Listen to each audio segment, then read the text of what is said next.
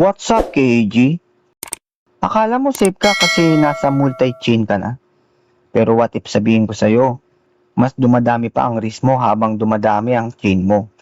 Hindi problema ang cross-chain. Ang problema, hindi mo alam kung saan ka pwedeng masunog. Pag-usapan natin, let's go!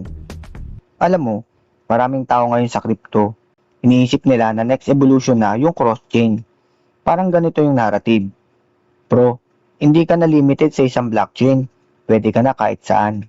Sounds good, di ba? Pero ito yung tanong. Kung mas maraming chain, mas safe ba talaga? O mas dumadami lang yung butas? Kasi kung magiging honest tayo, maraming nawalan ng pera sa crypto, hindi dahil sa trading, kundi dahil sa infrastructure risk na hindi nila naiintindihan. Ano ba talaga ang cross-chain? Simple lang. Ang cross-chain, ability na mag-transfer ng asset between different blockchain. Sample, may token ka sa Ethereum, gusto mo ilipat sa BNB chain, hindi mo siya literal na nililipat. Usually, ang nangyayari, ilalak mo yung token mo sa original chain, tapos gagawa ka ng wrap version sa kabilang chain. Parang resibo.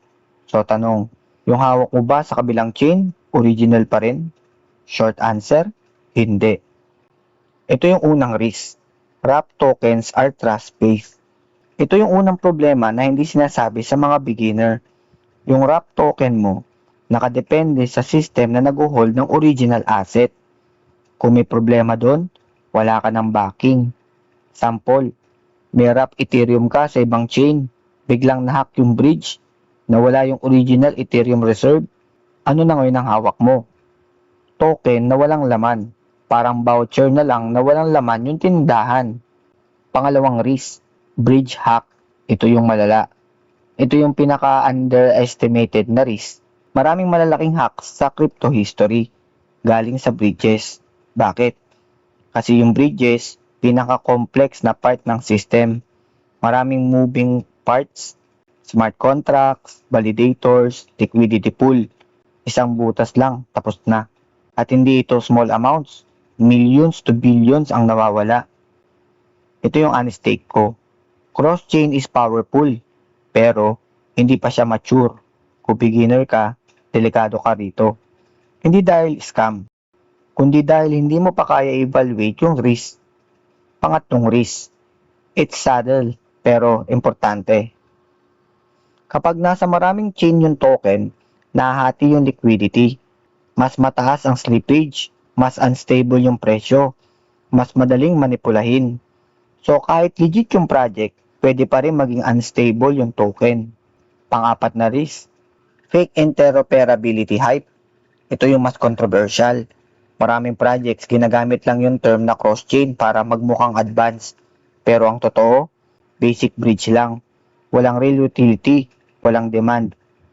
So tanong, ginagamit ba talaga yung system o pang marketing lang? Real life analogy. Imagine mo may pera ka sa bangko, tapos gusto mo ilipat sa ibang bansa. Instead na direct transfer, ganito ginawa mo. Iniwan mo yung pera sa isang middleman. Binigyan ka ng claim stub sa kabilang bansa. Ngayon, kung mawala yung middleman, tapos ka na. Ganun ang maraming cross-chain system ngayon. Anong mga strength ito? Hindi naman puro negative, may strength din.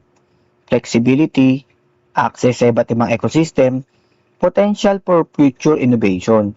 Kung maayos ang execution, malaki ang potential. Ang weakness nito, ito ang reality. High complexity, high attack surface, low user understanding. Ito ang pinaka-importante. Recommendo ko ba ito? Depende. Kung beginner ka, hindi. Focus ka muna sa wallet control, basic transaction, security. Kung advanced ka na, pwede. Pero dapat marunong ka mag-audit ng risk. Ngayon, ikaw, tanong ko sa'yo, ginagamit mo ba ang cross-chain dahil naiintindihan mo o nakikiuso ka lang? Kasi magkaiba yon. Ito ang hindi madalas sinasabi. Mas maraming options, hindi mas safe. Minsan, mas maraming option, mas maraming ways para magkamali. So next time na may rinig ka, cross-chain is the future. Huwag ka agad maniwala. Tanungin mo, Safe ba? Tested ba? Naintindihan ko ba? Kasi sa crypto, hindi ka nalulugi dahil sa lack of opportunity. Nalulugi ka dahil sa hindi mo alam ang risk. Game on!